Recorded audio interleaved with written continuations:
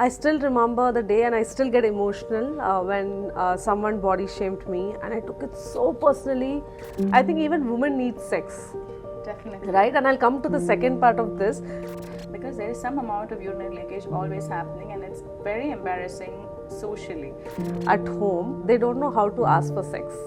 Welcome to the second episode of CEO series, and like last week I said, I had a spiritual friend and now I have a medical friend. What is a medical friend? So we're going to meet today Dr. Irfana, who is a doctor at heart, soul and herself, but she's the best gynac, best doctor friend, woman doctor friend I could have ever met in my entire life. And I will have to give you a little background of how I met her.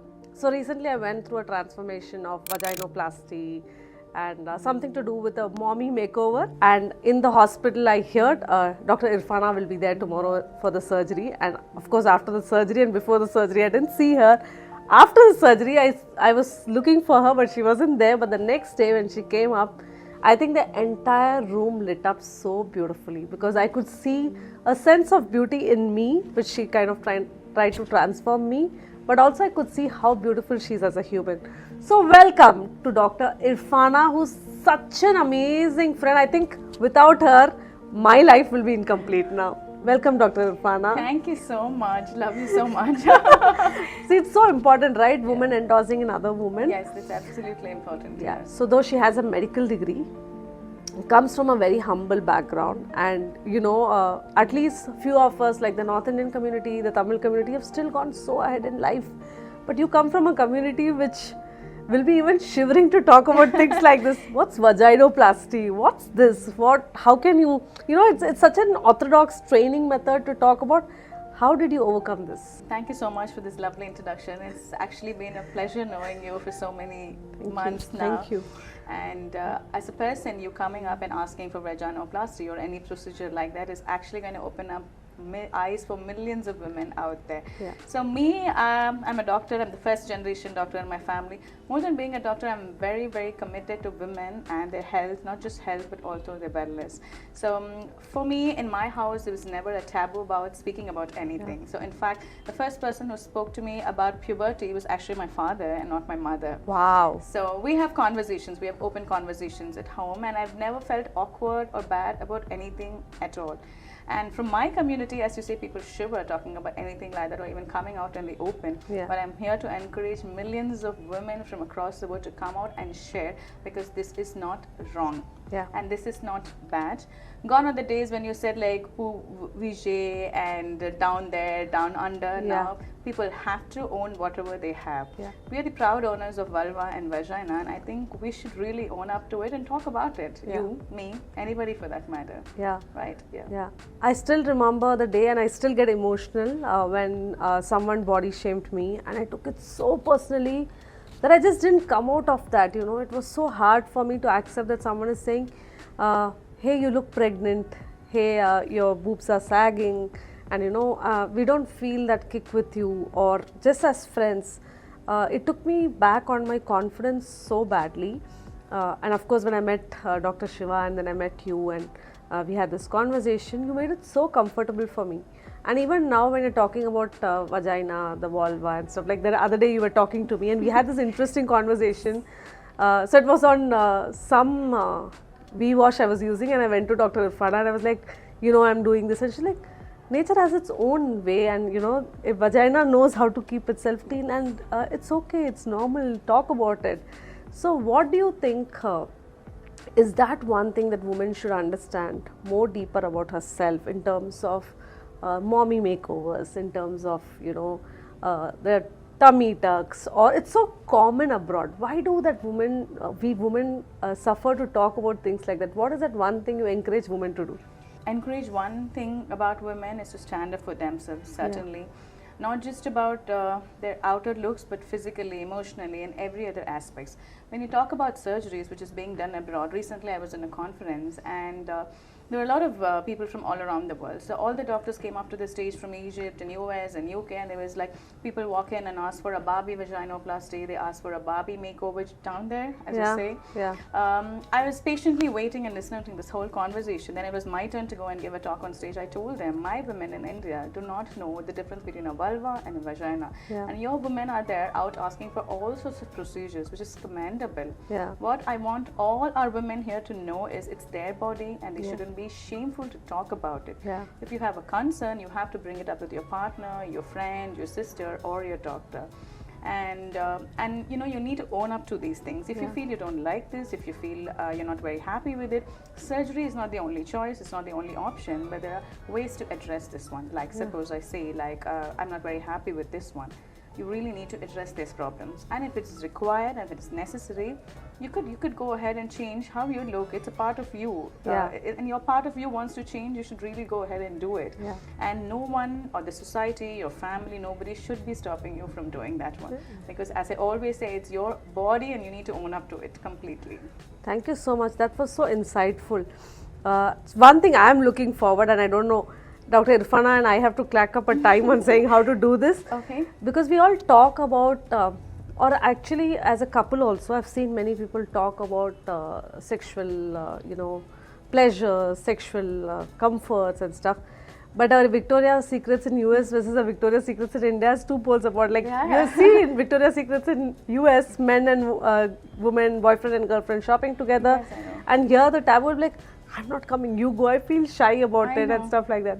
So the thing I'm waiting for getting done is the G-spot injection, which you've been talking about. So you should tell the audience, and it's so common. At least women would think to undergo a surgery or a procedure, but there is something to even be more pleasurable, and not more for the men but for ourselves, because I think even women need sex. Definitely. Right, and I'll come to the second part of this, but you should definitely elaborate on the G-spot injection. Sure.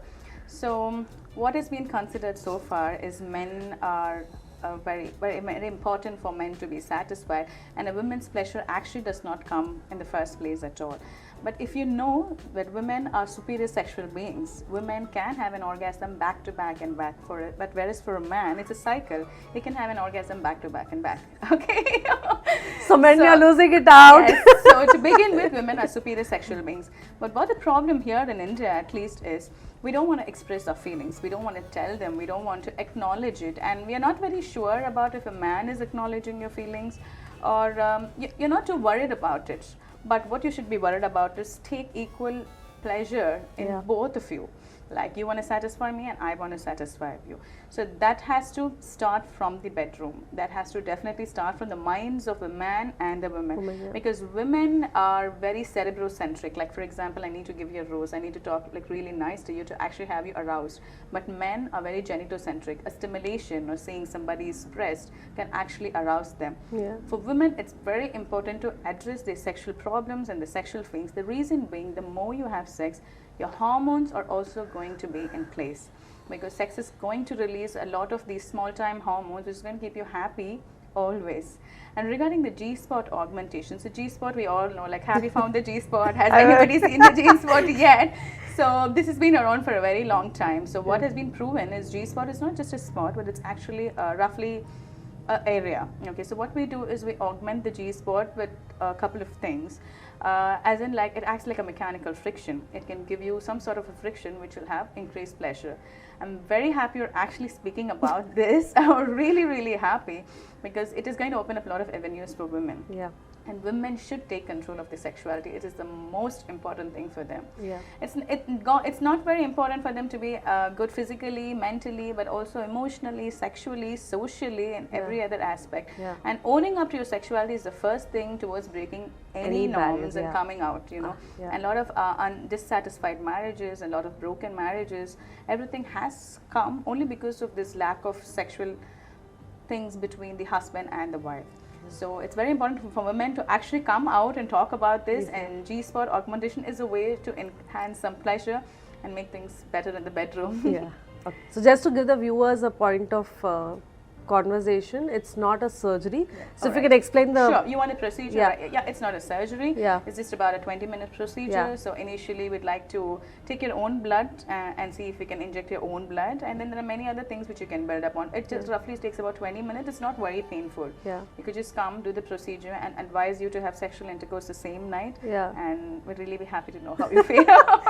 You know, I was coming to this, that is it the same night or the next day? Because I can't wait to test something on Yes, myself we like should, this. We should. We should. See, and also regarding the G-spot, like as soon as you give the augmentation, you do not expect to feel very pleasurable or very happy like that.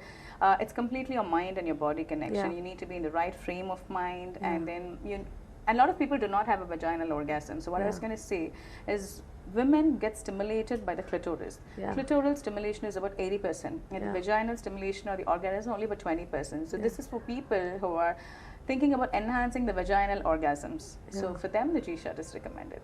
So what are you waiting for? Dr. Irfana, she's there, and I'll put up her details in the below of the video. So please go and find out your G-spot. I think it's important. So the second part of the question is, this is my belief, and I don't know how to break this belief, but from the time I've become a women's coach, I understand that women do a lot of things, like they cook, they try to take care of the children, they want to do all the household chores, they want to take care of every single bit at home. They don't know how to ask for sex. And they do this all indirectly, so that the man is, thinking, I have a goodie wife, she does everything for me, and let me give it to her. What do you think about this, Dr. Irfana? Because I've been having this conversation with my friends, and whenever I bring this topic, then they start thinking, oh yeah, I think actually I don't know how to ask sex.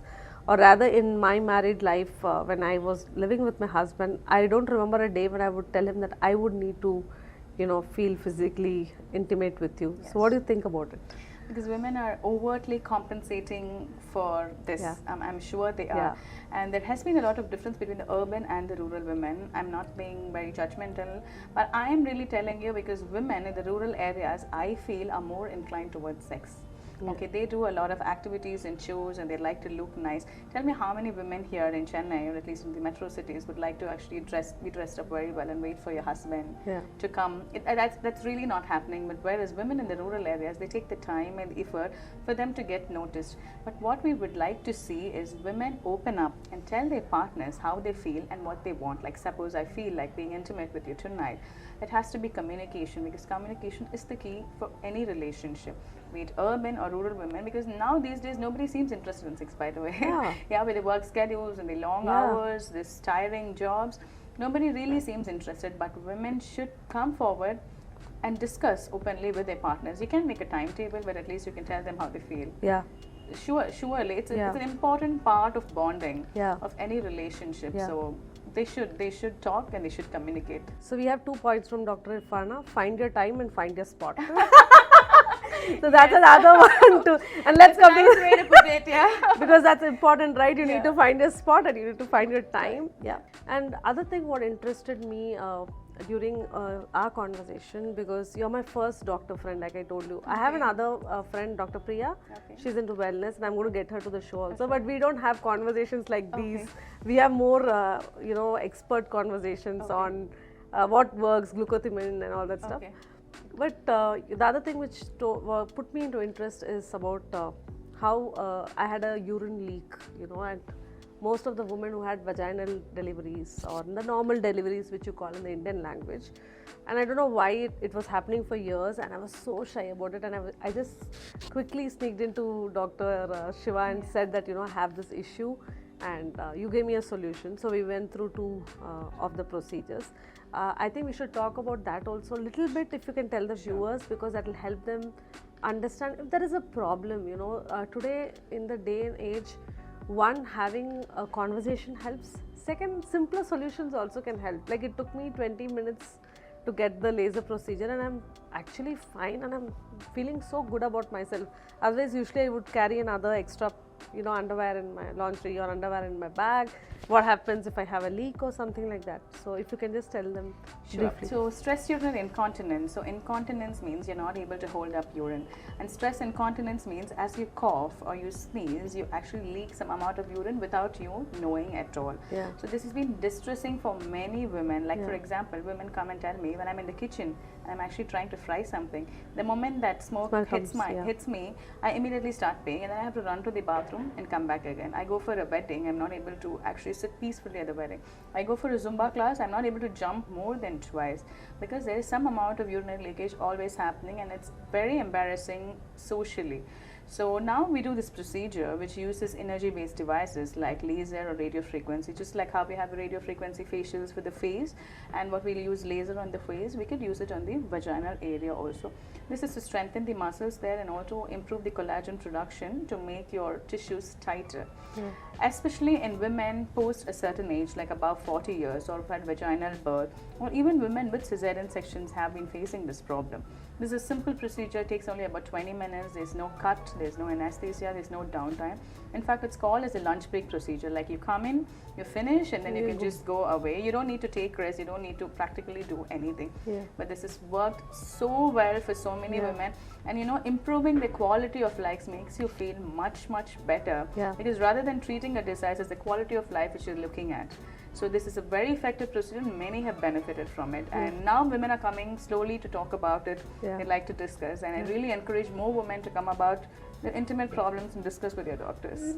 Thank you so much for this. And one other thing I would like to talk about, Dr. Irfana, which I briefly missed, but I think it's a very important phase.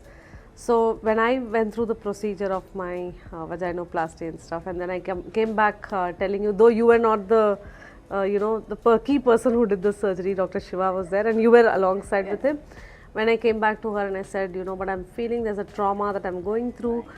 She encouraged me to talk about it. She said, no, don't leave it like that. Tell me what you feel, how you feel, and what is that thing. So she's just not someone who's leaving things at the table. She's someone who's going beyond, and that beyond is making me realize that you're not going to play it small. So what's the next big thing you're getting into?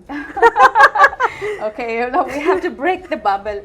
So I'd like to call myself as a functional gynecologist. So you meet a doctor when you have a problem, like say you have gastritis, you meet them. So gastritis is a problem, and what the doctor is going to offer you is a solution to your problem and your symptom. But what we would like to work on is what causes your gastritis and why do you have that problem. So going ahead, the future of medicine is completely preventable medicine and wellness. So we're actually kickstarting into lifestyle and wellness medicine soon. I'll have more to tell about this next time, but we're completely going to tie hospitality and health together in the coming years. More power to you, Dr. Irfana. Thank you so much. Looking forward. And this brings, and this makes me so happy, because rather than just treating somebody, it's actually going to identify somebody's problem and help with their life. It's just like from one woman to another, because when I could actually find solutions for you and you're happy and it makes your life better and easier, what more do you want? That's the most nicest thing about this whole wellness or lifestyle or anything we're planning on doing. Great. Thank you. So this is all about your professional life. Now let's come to your personal life. Okay. I see you traveling, and I see Dr. Irfana's pictures on Instagram. Please follow her. Please give us your link also. Sure. She is an amazing photographer. You see her aesthetically so well. You see her well dressed, and she smells amazing wherever she goes. It's not a bad compliment, but it's a good compliment. When she came in, I was like, okay, what is she wearing that I don't wear? Amazing stuff that you're doing. How do you balance the family life with a daughter, right? I have a son and a daughter. Okay, yeah, so I have she has two kids. Yeah, balance only comes because I have very good family support at home. So I would be lying if I say I did everything, but not. So I have very good family support at home, and also I think I balance out my day very well. I plan. I have a diary, and then I have 4 columns into it. And also when I'm planning, I make sure I plan everything, like from my children to my work to hospital to anything like this. So I think going forward, all of us should plan our days and plan our months and weeks ahead. If you cannot plan for 6 months or 1 year, it's okay. At least plan for the next 3 months. And with the support of my family, I'm able to do really well. Thanks to them. I take this opportunity to actually thank them. Like they say that behind every successful woman there is a man. And for me, that man was my dad. And in your case also it looks similar, Yes. right? Because I think we're all daddy's girls. Daddy's girls, When I lost my dad, he had cancer, and I still remember before his death, so many calls he had made to me, and I was fast asleep. And the nurse called me saying he's not responding, and I said, I'm coming. I didn't even want to pick up that call, and I felt when he was alive, I didn't tell him a lot of things. I really didn't thank him when he was alive and he was kicking, but now that I have a very spiritual connection with him, we speak a lot about my internal heart and stuff.